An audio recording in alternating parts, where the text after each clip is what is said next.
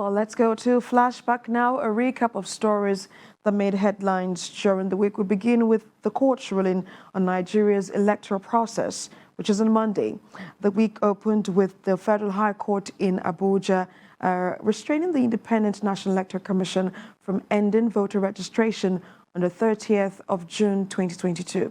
Justice Mobalaji Olajuwon granted an order of interim injunction following the hearing of an argument on a motion ex parte filed by the Socio-Economic Rights and Accountability Project. SERAP and 185 other concerned Nigerians had earlier filed a lawsuit against INEC asking the courts to declare unconstitutional, illegal and incompatible with international standards the failure of the electoral body to extend the deadline for voter registration to allow eligible Nigerians to exercise their rights.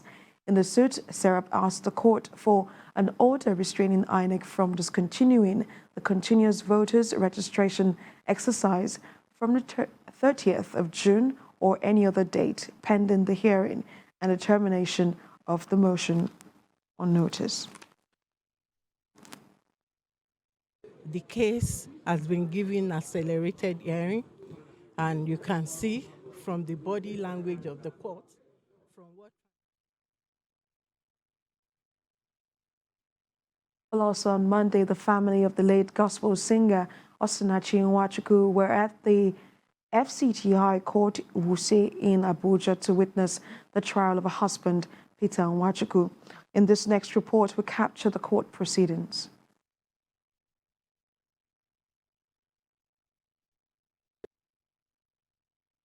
The case has been given accelerated hearing, and you can see from the body language of the court, from what transpired in the morning, that the court is not ready for any game.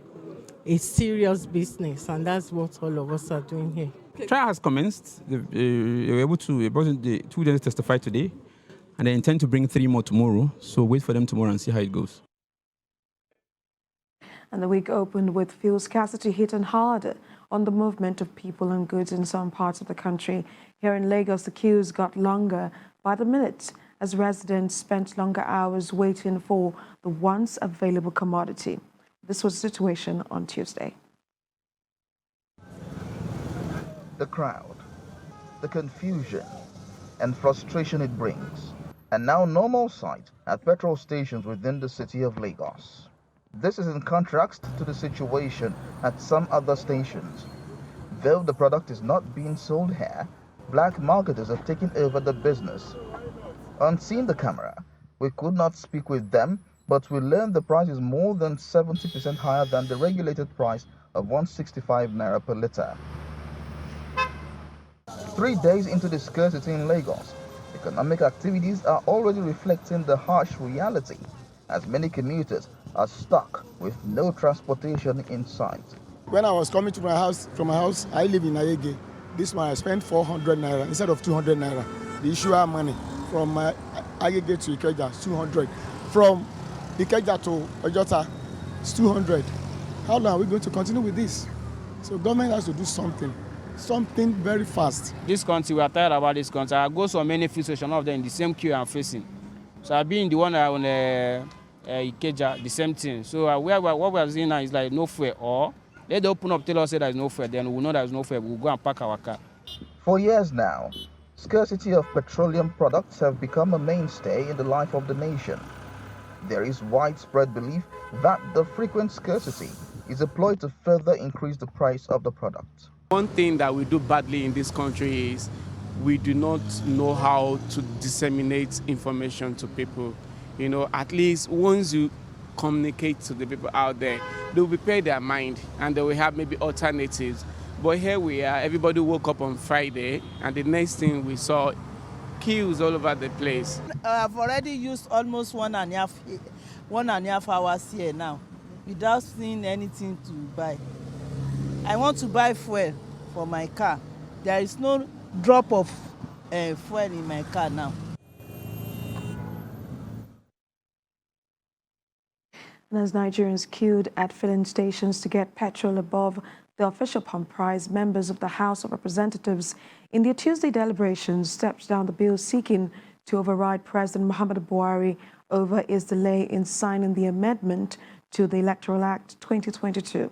The Deputy Speaker faulted the bill, stating that any move to override the President requires 2/3 of parliamentary members.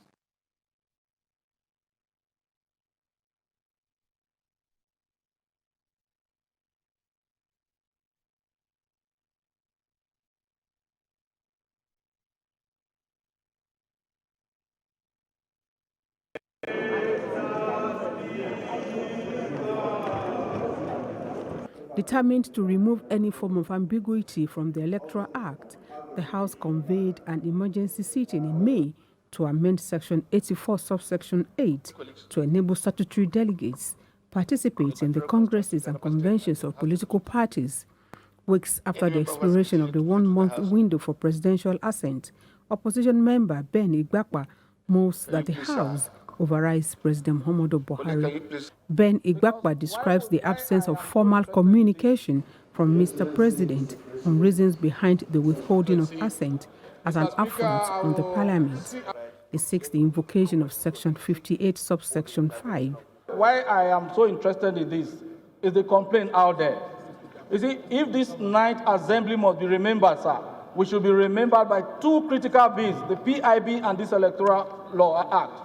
And if we leave without putting it in order the way it's supposed to be, then I think we must have not done anything. But he had barely finished reading his motion when the presiding officer insisted bills are not amended by motions. What you are supposed to do is possibly to ask the rules, if you are interested, write to the Speaker for a bill, seeking for that to happen, and then we go through the normal procedure as enshrined in our own House standing orders, or motion stepped down by the leader of the House for further legislative action. Meanwhile, some members say they will vote in support of the motion once it returns to the floor. If the intention of overriding him is to address that lacuna, that particular defect, that ambiguity in that particular section, be rest assured that Yusuf Gagdi will vote to override Mr. President. Since 2010, before this one, statutory delegates were voting. Why was there the need to now expressly state statutory? On Wednesday, the Independent National Electoral Commission insisted it had not extended the ongoing continuous voter registration exercise. The Commission described as untrue reports in a section of the media claiming it extended the exercise by 60 days. INEC National Commissioner for Information and Voter Education, Festus Okoye, said the Commission is abiding by the order of the court which directed it not to stop the exercise on the 30th of June. Mr. Festus Okoye stated that the Commission awaits the June 29th date for the hearing of the substantive suit against it before taking a decision. The House of Representatives had, in a motion last week, urged INEC to extend the continuous voter registration exercise by 60 days.